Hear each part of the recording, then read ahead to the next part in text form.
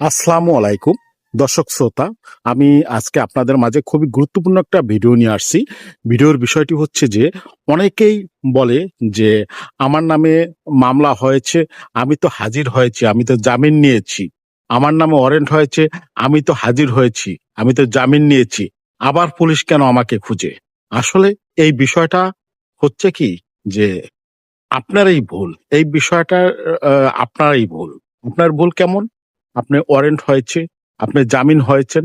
জামিন হওয়ার পর আপনাকে বিজ্ঞ আদালত থেকে একটা রিকল দেয় ওই ওয়ারেন্টটা ফেরত পাঠানোর জন্য।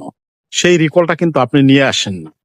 আপনার নামে মামলা হয়েছে, আপনি হাজির হয়েছেন, জামিন হয়েছেন। কিন্তু আপনি আপনাকে বিজ্ঞ আদালত একটা রিকল দেয়। আপনি সেই রিকলটা না নিয়েই আপনি বাড়িতে এসে ঘুমিয়ে থাকেন বা অন্যত্র কোথাও থাকেন।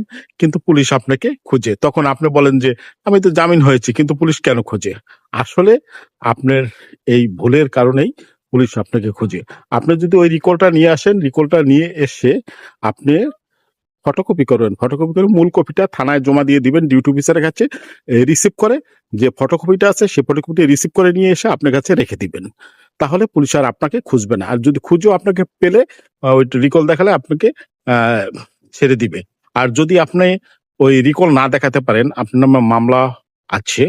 আপনি যতই জামিনের কথা বলেন, যদি আপনি রিকল না দেখাতে পারেন, আপনার নামে ওয়ারেন্ট হয়েছে, আপনি যতই আপনি ওই জামিন হওয়ার কথা বলেন, যদি আপনি কাগজ ওই রিকলটা যদি না দেখাতে পারেন, তাহলে আপনাকে পুলিশ ছাড়বে না।